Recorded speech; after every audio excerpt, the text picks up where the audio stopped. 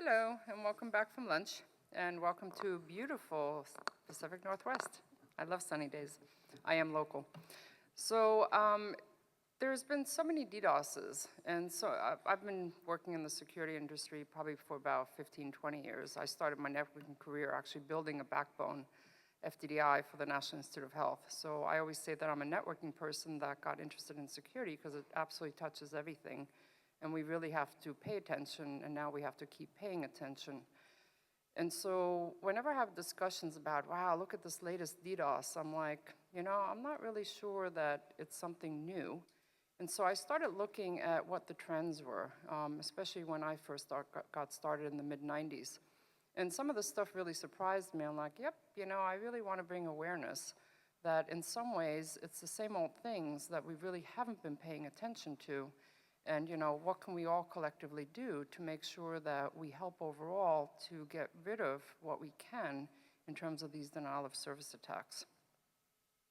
So basically, I'm going to give a historical viewpoint of my point of view, from my personal experiences, and then look at the trend in recent years and even the recent months, and look at what mitigation techniques are available, and really talk about also our collective responsibility.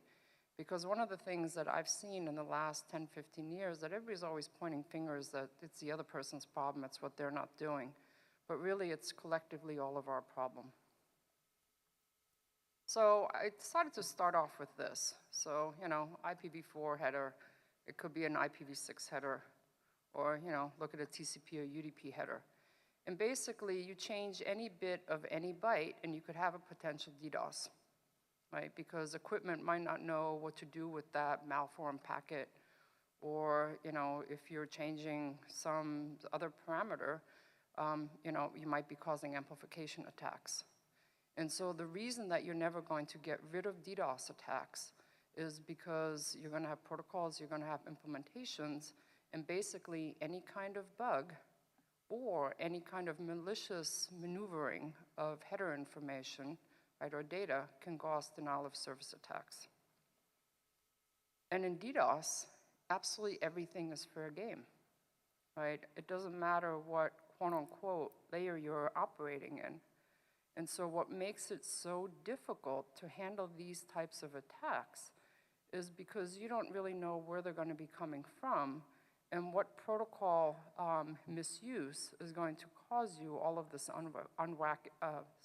unwanted packet love, right? And these days, there are hundreds of gigabits per second.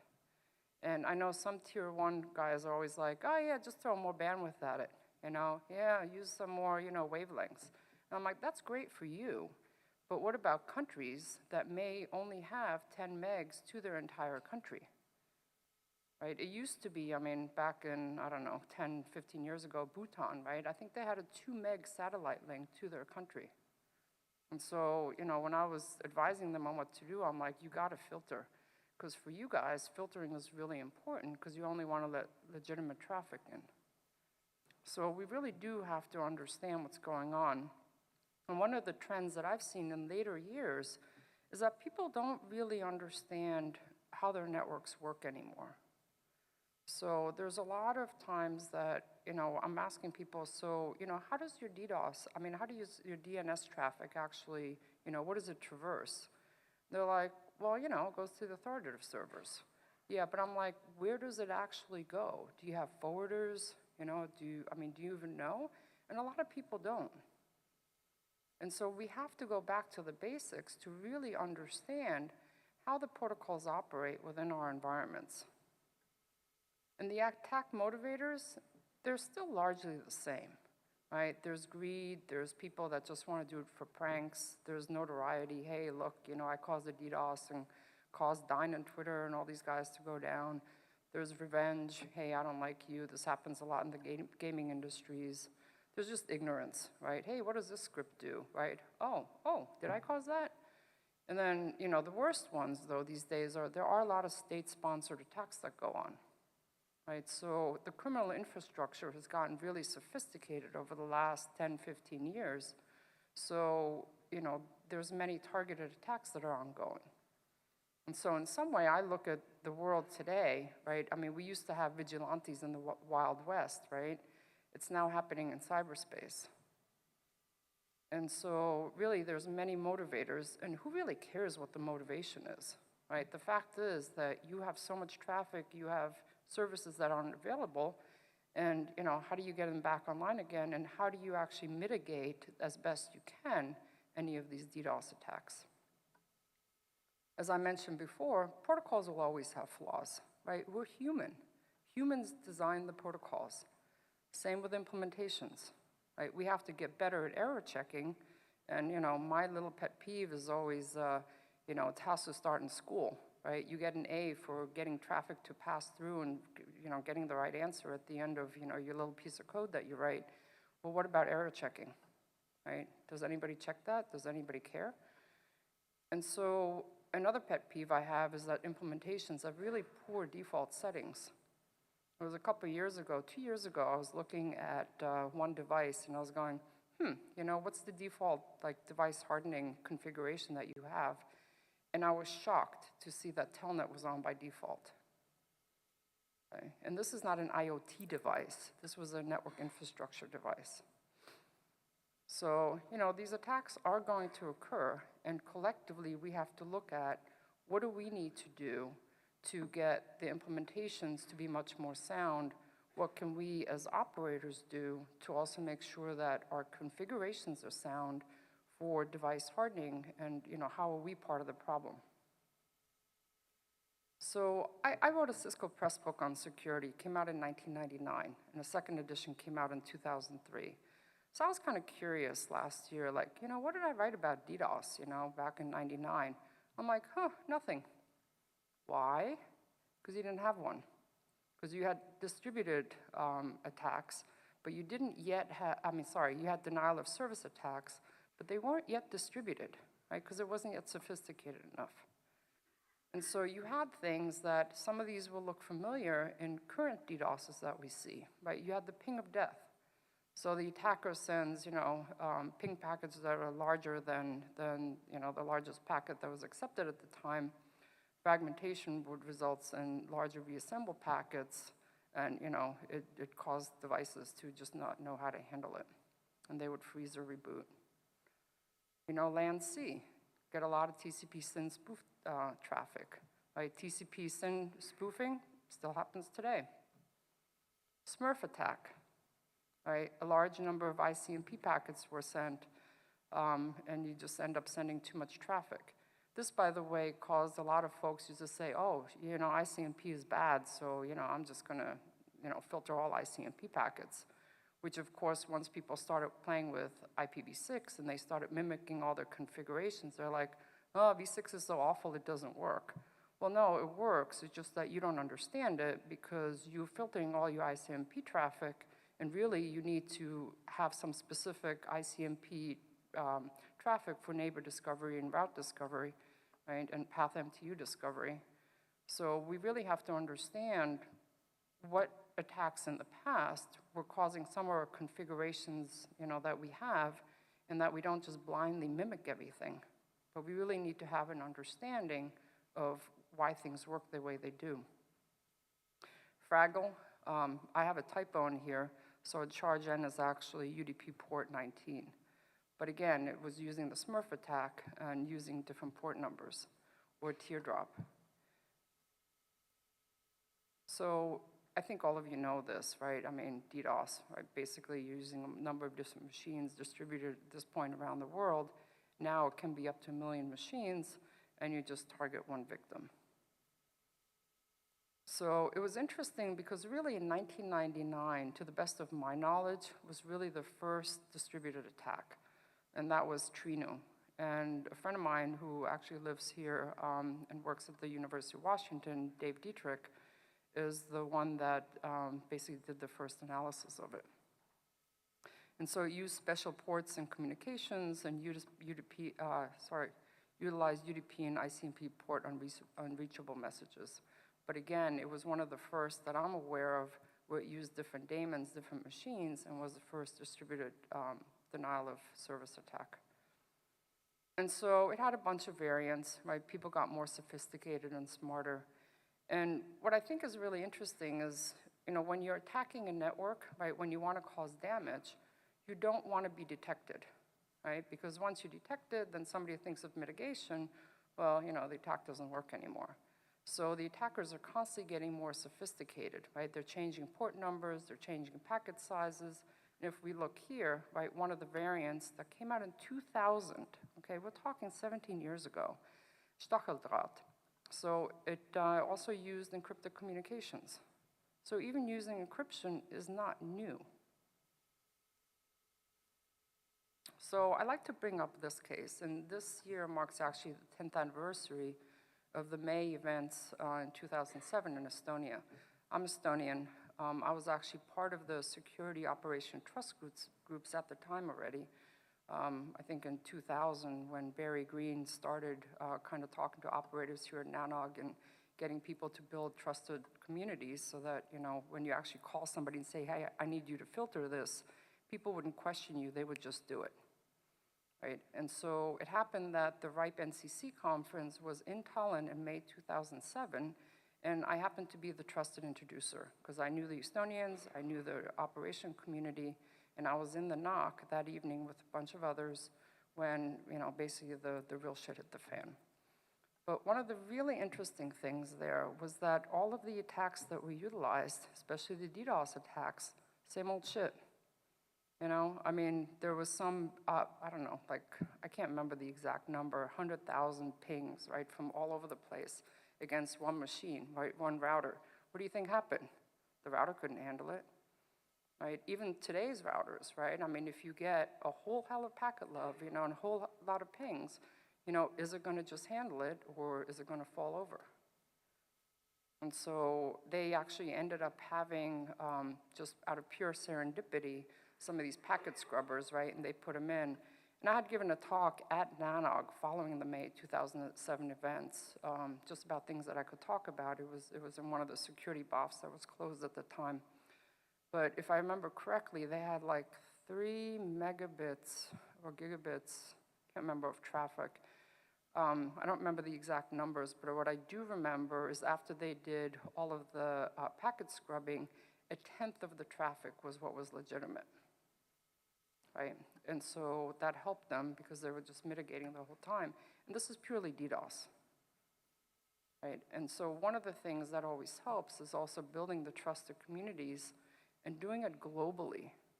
Right? Because these days, if somebody, wants to attack you and they want to be part of the program, or, there's a botnet that's using a large DDoS, it can come from anywhere in the world. It can come from your laptop.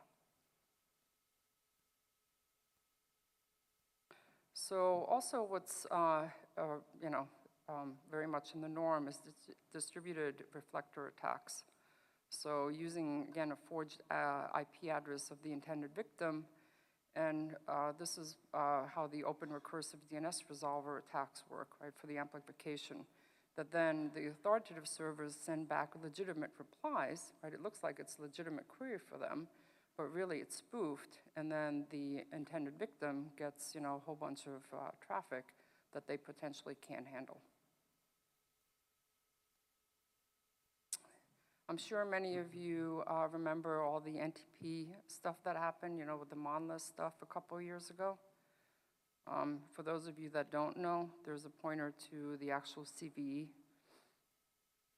And I absolutely loved this talk when it was given. Again, this was also, right, 2014. But it was because of all the amplification attacks that were happening in DNS and also NTP, this researcher, Christian Rousseau, I probably butchered his name, but he actually did a talk at the NDSS conference about all the different UDP-based protocols and what the impact would be if you did some kind of amplification attack.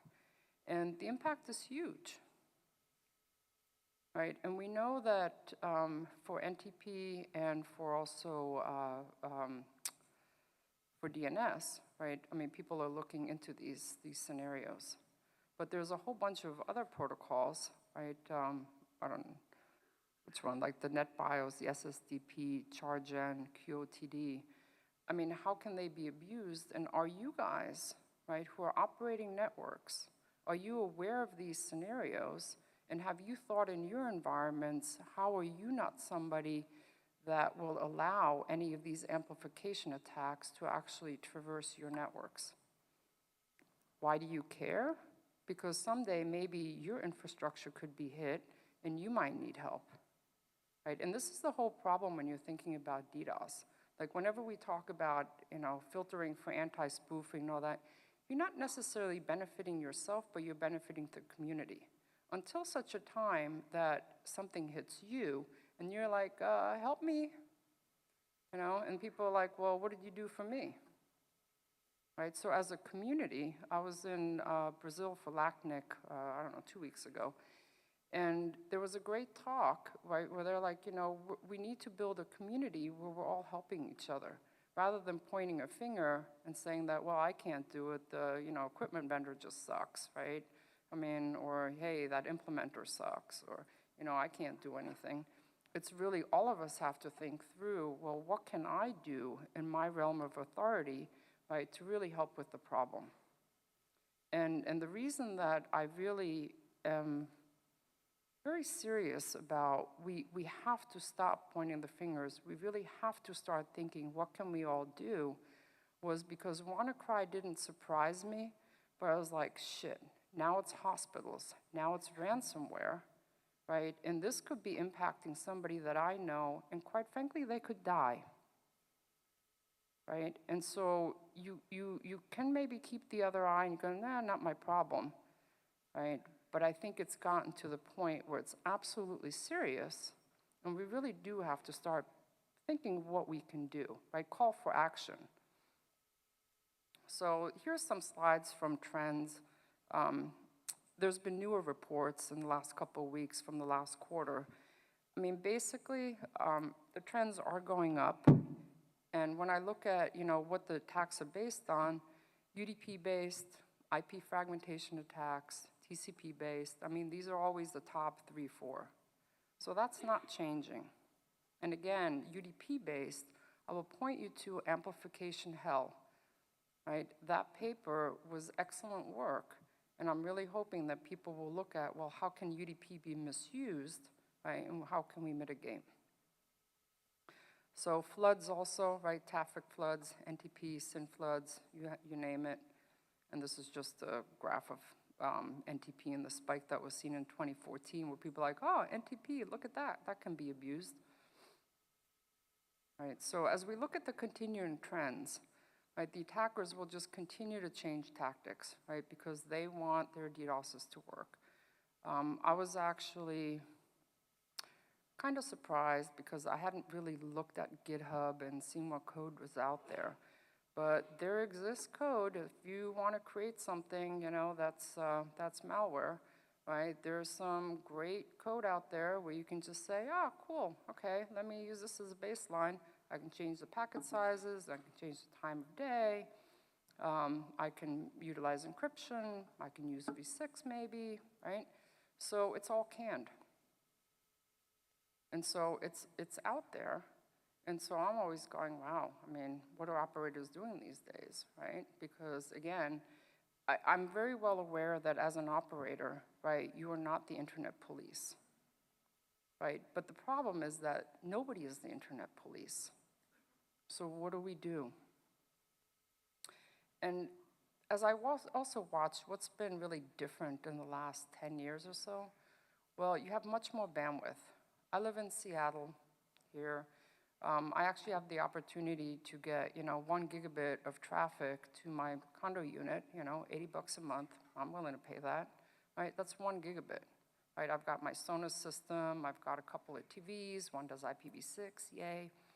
I got a couple of other things, right, in my device. I'm going, do I really monitor, what's being sent out of my link, right? Why would I? I got a gig, I do that, though. And people laugh at me. They're like, oh, cool, you got Wireshark on. You know why? I'm not sniffing what you're doing. I'm sniffing what I'm doing. What am I sending out? What's going out of my interface, right? How many people do this? Not that many, right? My friends laugh at me. They're like, you're crazy and paranoid. I'm like, absolutely, right? And so I don't want to do that, right? But I do it. And so, you know, we've got a lot more bandwidth available. Also the number of devices, right? So you look at WannaCry, you look at, you know, Merike, and really it's, you got your cameras, you got other devices, they don't do any minimal security because nobody knows what minimal security requirements really should be. You know, and the people that do, they've been doing security for 10 years and just call everybody else stupid, right? And so, I mean, this is not a surprise to me. And the biggest thing for me with WannaCry, that's the one that really hit home to me that said, the thing that's really awful right now is that you have ransomware and it's hitting hospitals and other critical things where people can die. And so it's not that any new attacks exist per se, because in my mind, it's using the same stuff that people have been using for 10, 15, 20 years. It's just you have more bandwidth, you have more devices, and the impact is much more serious. So looking at Merike, right, I mean, 600, 700,000, 100 gigabits per second. I actually was at an Aaron meeting, and it was the last day that the biggest Merike attack happened, right? And luckily, I mean, for some of them, but you know, the guys at Twitter, Dine, whatever, they were all there. So they all convened in somebody's hotel room, and you know, we're doing the mitigation. And I happened to sit next to one of the guys as we were flying back, and he was telling me, you know, some of the real deal. Because what you see in the news is not necessarily what's really going on, right? And so it was interesting because, you know, we all know about Merike these days, right? You had cameras. The thing that really, and I will say this, I realize it's recorded, but yes, this pisses me off. Telnet on by default, right? Using unencrypted protocols these days, this day and age, why? I have, you know, and then having default username and passwords. Forget about just the password. I get really pissed off if I have a CPE device and I can't change the username admin. I mean, really? You're giving somebody 50% of the information, right? So these are stupid things to me. You know, if I look at anybody that's doing any kind of simplistic security, minimal security requirements for devices, right? I say three things. I don't want to see any default username and password. I want to see cryptographically protected protocols. And I don't mean encryption per se. I care more about integrity, right? And so just want to make sure that if I'm communicating with you, right? I mean, I'm the server and, you know, I'm sending you an update, that you know that that update came from me and nobody's played a man in the middle and can, you know, spoof that update anywhere. And then the third thing is to have firmware software upgrades. And I would challenge everybody in the room, you know, to think through that if those three things existed in just about every device we had, how many current DDoS, new DDoSes, would not exist today? So the new normal that we have, right, is that we don't really know our traffic anymore, right? Because there's so many different devices that you have, and who knows how many TCP connections, 200, you know, to do something, any casting, this, that, you know, where is everything going? And so we don't really have a good understanding, you know, from when I initiate my traffic, how many hops it's going through and what all is going on. So we're in a period of very rapid change. And I've stated this already earlier, that, you know, we have so many interconnected devices, it's just growing. And the complexity is growing, right? We have tunnel within tunnel within tunnel. And, you know, data will always continue to be stolen or modified, right? And using more subtle and more persistent techniques. So how many of you utilize IPv6? More and more. But the thing, so I used to do a lot of security training on IPv6, and I did a lot of security assessments and helped people with IPv6. And it was amazing to me how many people ran into the same thing that it did in before, because this is not necessarily wrong, right? It's intuitive. As an operator, you just want packets to get to point A to point B, right? You're not thinking about how you limit that access right away. Like, I think you should, right, but people don't. And I have anecdotal stories where, you know, people would slowly, you know, get IPv6 into their environments, And so they'd enable it on their routers. And then I'd look at their access list, and I'm like, so you haven't done any VTY access lists, for v6. And they're like, oh, And then they'd, of course, tell me that, yeah, but their address space is too, so big. And I'm like, so did you use, like, that subnet, and it's : :1 of your router address? They're like, yeah. I'm like, because we want to make it simple. But it's the fundamentals, right? So I have this slide. It's dated. But what I wanted to show, I gave this talk in January at NANOG on the road in Hawaii. I wanted to show basically how much the routing table is actually growing for v6. So I used to play a lot more than I do now in my current role, but I actually have an eBGP connection through Friends and Family ISP here locally, and I have a /48, and I wanted to watch the routing table grow. So I've been doing that for like the last 5 years. And so if you look at the difference between June of last year, right, 32,000 routes, I looked this morning at the CIDR list for v6, we're at 39,000 routes, right? So do the math, right? But I mean, we're pretty much growing. And so, and one of the things that I took a look at maybe a year ago, because I was just kind of curious, is that not comparing the v4 and the v6 routes in terms of numbers of routing table entries, but rather looking at the percentage of ASs that were doing v6 and v4. And if I remember correctly, it was maybe about a fourth. So I didn't care about the number of routes. I cared about how many ASs are doing v4 versus how many are doing v6. And so v6 is really becoming a factor, and there's a lot of botnets out there that you just have a check mark that use v6. So I'm just hoping that in your environment, you know how to deal with that if you ever get hit with a DDoS with v6. So this is my list of general good hygiene, right? And I give talks all that say going back to the basics, right? It's not just about encrypt everything, right? I mean, people have this hype, every couple of months. And you may not have sufficient bandwidth to absorb attacks, and if you don't, filtering and rate limiting is going to become more important to you. Have effective logging and alerting, right? Do you actually know that you're under a DDoS?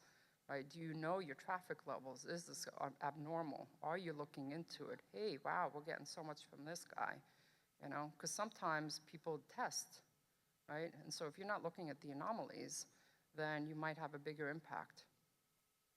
And sharing data with trusted folks, I can't emphasize enough that creating trusted communities and relationships is so important. And trust is based on people. And this NANOG community, this is where it was started. Back in 2000, I remember the meetings. We had birds of a feather sessions for security. And Barry Green was one of the bigger incentivizers to say, get to know each other, right? Because these attacks are growing. And you want to have a community that, you got to get to know your upstreams because they're the ones that are going to help you filter. So I also talk a lot about credential compromise. And I was in an environment, I worked somewhere for 6 months. So it was that environment that I was like, wow, people are really poor at credential management. And I had to think back that, yeah, what do I do, right? I remember creating my first PGP keys. I think within an hour I had created 3 keys, right? Because I was like, oh yeah, no, that password stinks. Oh yeah, this problem or that problem. And then when I'm in an environment and I look at corporations, like who handles your TLS keys? Who handles your SSH keys? Who handles your certificates, your private key, passwords? And I look at all the credentials that are actually in an environment, and people don't have good credential lifecycle management processes. And I really started thinking about this. I'm on the Security Advisory Council of ICANN. And there's a lot of registrar hacks, right? Where, DNS authoritative servers get spoofed and all that, and domain names get compromised. But it's not just a registrar problem, it's a problem everywhere, right? When you start looking at, well, how did this compromise actually happen, right? And usually it's, somebody popped a credential somewhere and that kind of starts the chain of reaction. And so, I helped create a document that came out for the Security Advisory Council of ICANN, but it was looking at just the registry industry and, where you use different credentials, and then actually going through saying that, every time you create, change, or renew a credential, you have to think about how do you distribute, store, recover, delegate, transferring any kind of credentials, revoking and destroy it. And I would actually be surprised if a majority in this room knew or had good processes for this. And this is why I created this one slide, okay? It's a cheat sheet, crib sheet for everyone. Look at what you're doing. And the thing that really scares me sometimes with encrypt everything, I'm like, you lose your key, what happens to your data? Right? Well, just think about it. I mean, I believe in encryption. I absolutely do.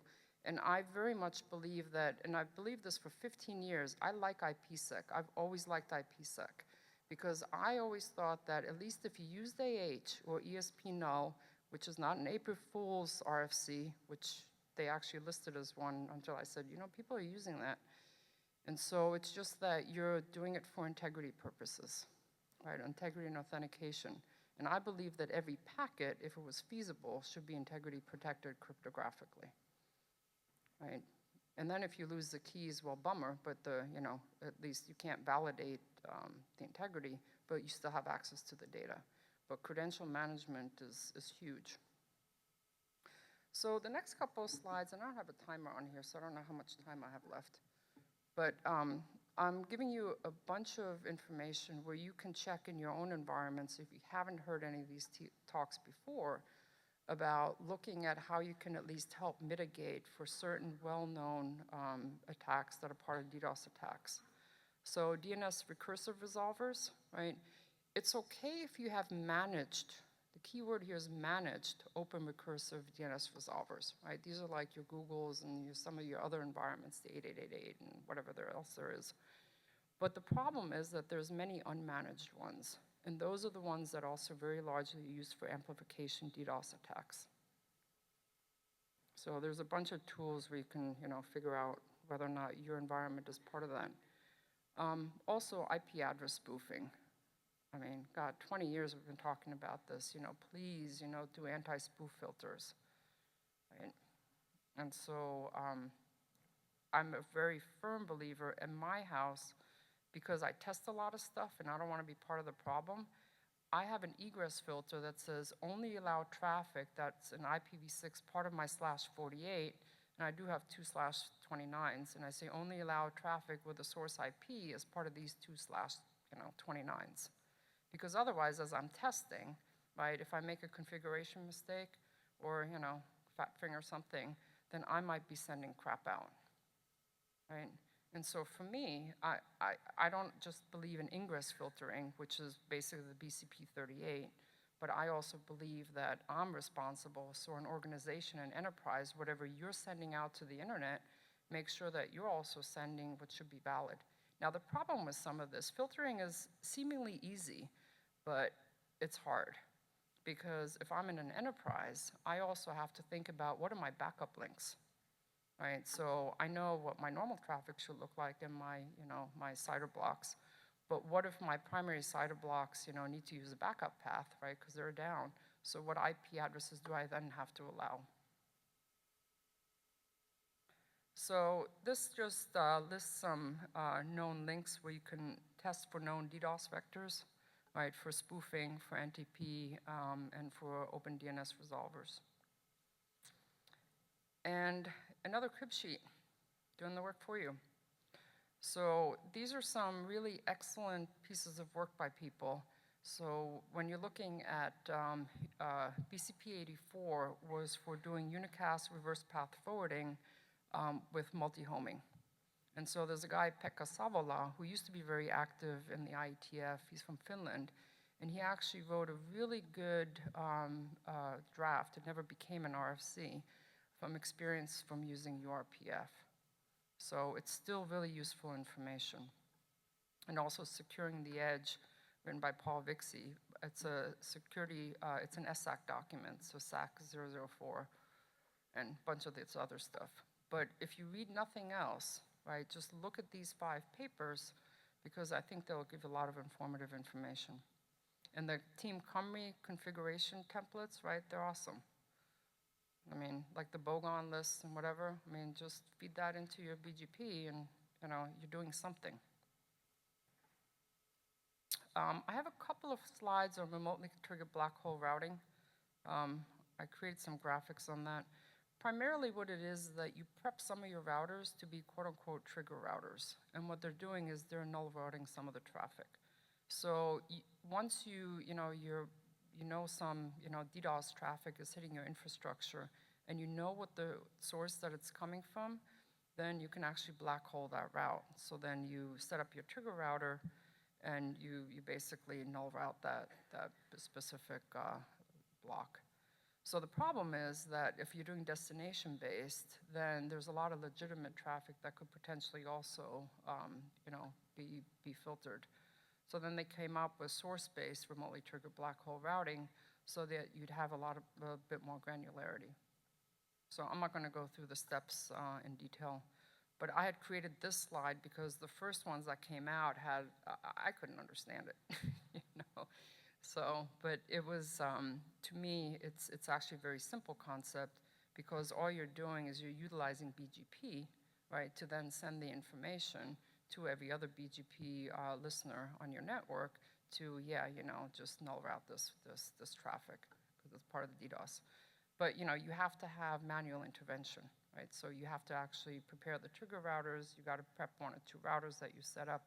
And then later on, once the attack is gone, right, you got to then stop null routing that traffic. I don't know how many of you follow the DOTS working group in the IETF, but that also deals with automated DDoS kind of handling.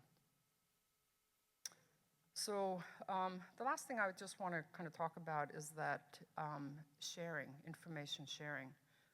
I've been in many different environments.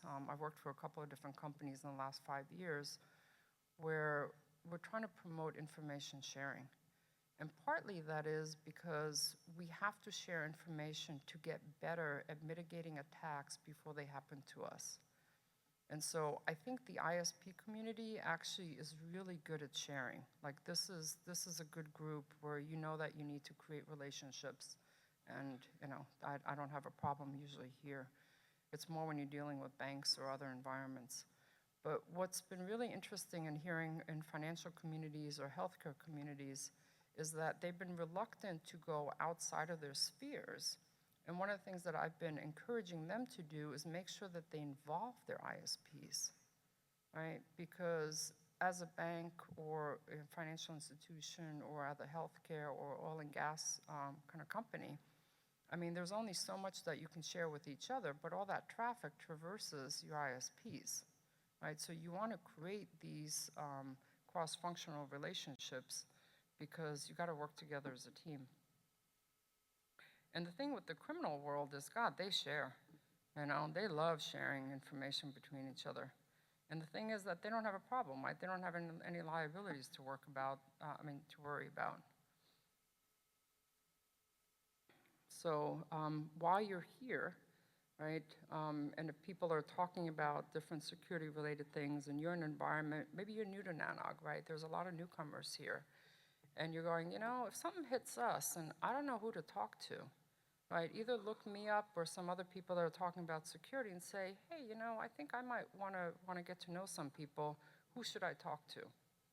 Because we have to continuously keep networking. And if you're wondering what kind of information you should be sharing, because a lot of people are worried about PII, right? And it's actually really critical right now in Europe because next June, right, there's going to be the new data protection, whatever law, and they're actually going to get fined. Companies are going to get fined like 4% of their annual revenue, right, if they don't comply with PII things.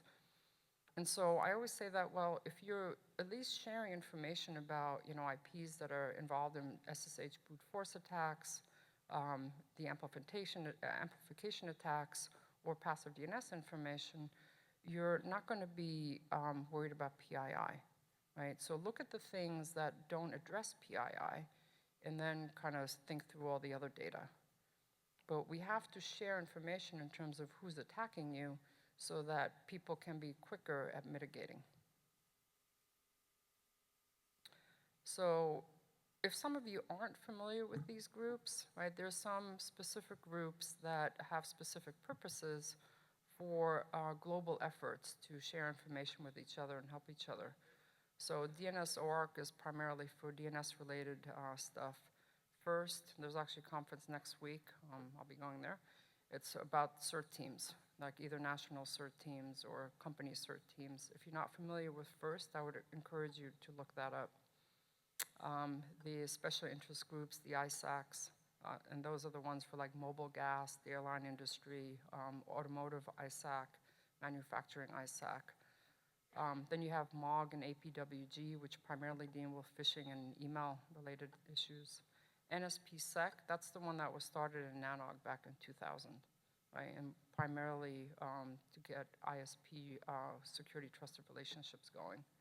And then there's also OPSEC Trust, which is global and for situational awareness. But to me, these are, for this community, things that you should be aware of. So the only thing that I want to ask is that for all of you, right, I mean, some of this is old hat. You've heard about security. I know some of you here. And, you know, we're all trying to figure out, wow, I mean, what can we do, right? And so there's also from the ISOC, they created this routing manifesto, and it's basically looking at what can ISPs do in their infrastructures, right? And there's a lot of companies that have signed up to say, you know, we're going to be part of this because we want to be part of the solution.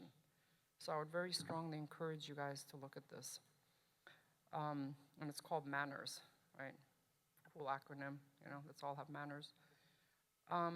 I'm very firm about when you're managing devices these days, use only cryptographically protected protocols.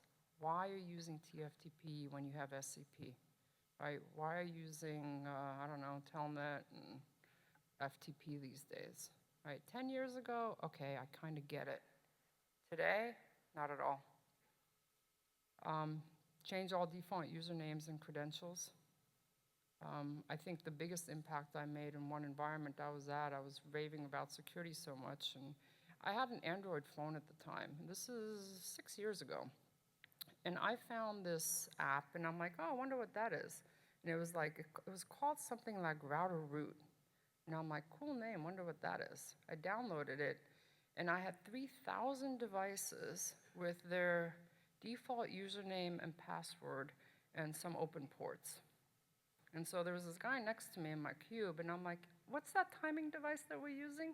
He told me, I'm like, is that the password? He's like, how do you know? I'm like, so you haven't changed the default. Awesome, right? Which he did then later. And so it's interesting because, you know, we really do have to pay attention in terms of, are we doing the right thing and changing things from our operational environment so that we're not part of the problem. Keeping up with vulnerabilities and patches and upgrades in a timely manner. Very easy to say that, yeah, you should have patched, right? But patching does have impacts, right? If you haven't tested it, you can't just always have blind trust, right? Sometimes you're like, yep, I don't have time to always look. I'm going to always do the update when, you know, that vendor says I should do the update. But realistically, right, in practice, there are updates, even if there's security updates, that you have to look at how am I vulnerable to whatever that security update is. And if I have a large environment where I have processes in place where I've got to do certain regression tests and God knows what else, right? If I get hit with something, how do I detect that and how can I mitigate another way until I have the opportunity to patch? Right? That's the realistic what you do in practice. So that's a hard one. I was a CISO in my previous job, and that was during Heartbleed, during shell shock, during Poodle.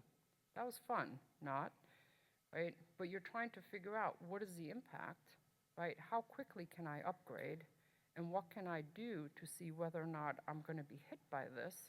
And if I am, and I haven't had a chance to upgrade yet, what do I do? and share what you can. And that is it for my talk, and I don't know if I have time for questions.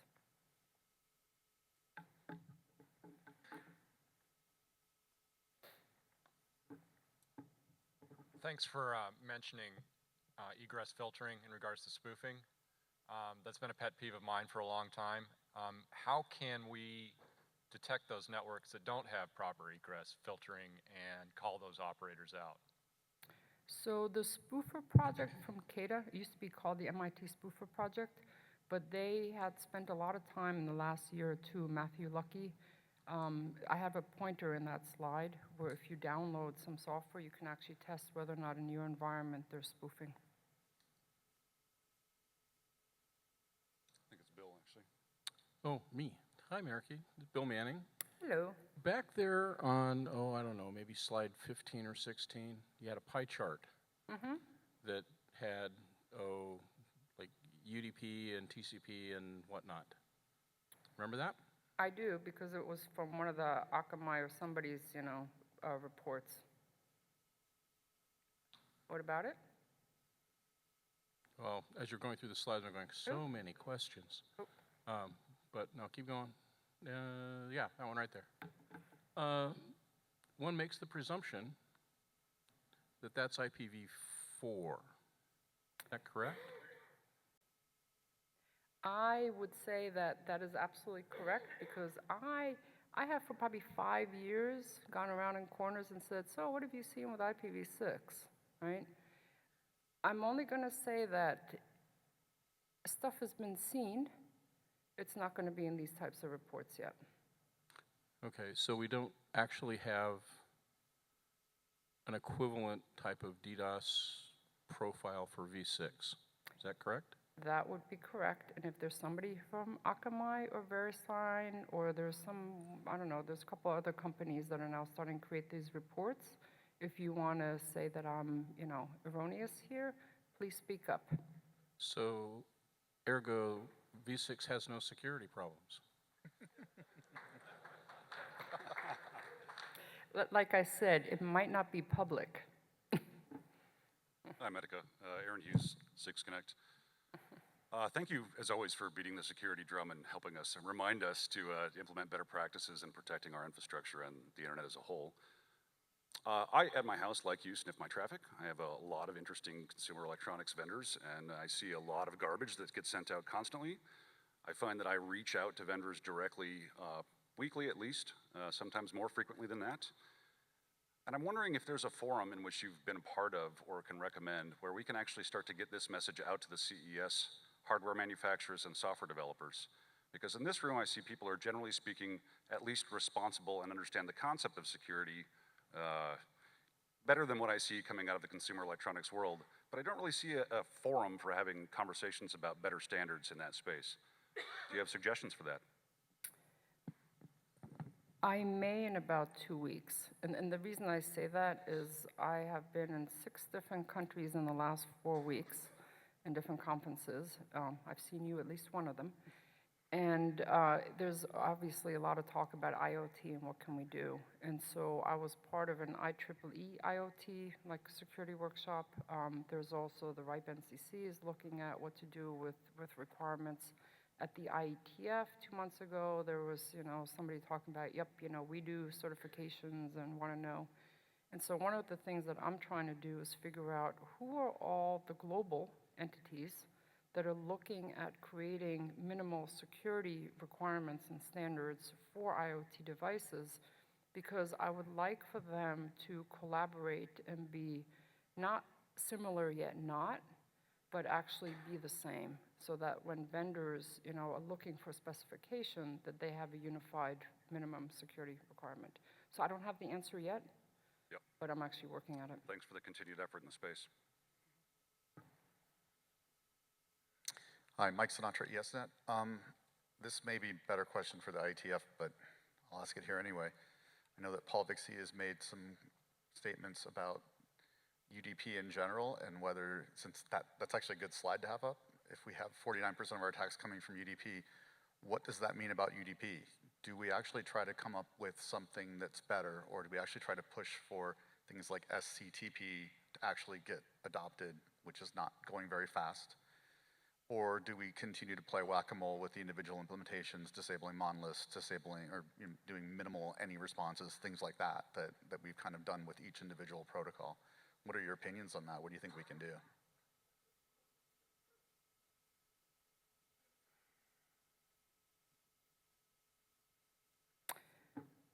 I'm thinking, because part of the issue is that certain protocols that run on UDP are using UDP for a reason, right? And I mean, DNS is one of them where you're going, well, should everybody go to TCP? And then, there's issues there. So I haven't thought enough about it to make a definitive, to give you a definitive answer. But I do think that this is something that at the IETF, right, the people that are defining the protocols and trying to figure out how do you provide better, consistent implementations so that operators don't have to learn so much to try and correct what the implementations are doing as a default. So I don't know, I don't have an answer for you, but I do think that we need to think about it. Thanks. Hi, I'm Ofer from Encapsula, a DDoS mitigation provider. First off, regarding the IPv6 question, it's a great question. I get it from a lot of our customers. Two parts of this question. One is there are not many IPv6 botnets because it's harder to scan the IPv6 IP range. Secondly, the devices that have IPv6 connectivity are usually more high-end, so they're more secure by nature. And most importantly, DDoS is about the targets themselves. If you don't have a lot of IPv6 targets, it doesn't make sense to create an IPv6 botnet only for one or two targets. If you're asking me, maybe I think then maybe NANOG 74 we'll see more IPv6 DDoS attacks, but right now there's not enough targets, so it doesn't make sense to create a botnet. First of all, and I wanted to say, great presentation. I think the call to action on DDoS and awareness is great. I want to talk about one thing that I think you didn't talk about, which is very important. There's a lot of talk about bandwidth, and I think bandwidth is the least of the problems with DDoS mitigation. Bandwidth is like Moore's Law, it just keeps increasing every year. Bigger attacks are not more complex. That's kind of a false premise. The attacks that, I don't know if there's guys from Dyn here, it doesn't necessarily have to be like a 1 terabit attacks. I don't think we have any proof for 1 terabit attacks, but that's not the big thing. The big thing is attackers know what the soft spots with mitigations are, and things like high packets per second are more important because you need to filter the packets. I don't filter bits, I filter packets. When I have something that looks legitimate, if I'm talking about amplification attacks, then traffic isn't legitimate. It's really easy to filter. I'm just giving you a time warning because we're getting close to the end of Q&A here, so if you could get to your question. So I'm just saying, so complex attacks don't mean bigger attacks. Attackers are changing vectors every 5 seconds with things that look legitimate. So you need a mitigation solution that needs to react fast and to handle a lot of packets per second. That's scrubbing capacity. I think this is the biggest trend we're seeing. So attackers are not necessarily looking for more amplification vectors, which are more of the same, but really to take down a target, most targets are not more than 1 gigabit in bandwidth. I just need that one gigabit that passes through. Okay, so I am going to, we can talk offline about this, but I'm going to just make a statement in that in your environments, right, look to see if you get hit by a DDoS of V6 next week, are you ready for that?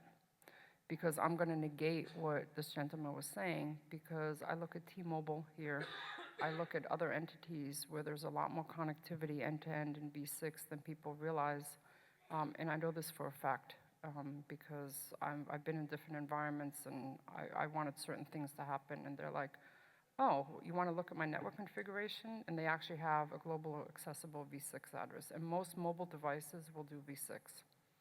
And so all I'm going to ask is, there's all these people, V6 is ready, it's not here, it's whatever. I'm like, game over. Yeah, it's here. And so in your environments, if you had a V6 DDoS next week, are you ready? Just look to see about that in your environments.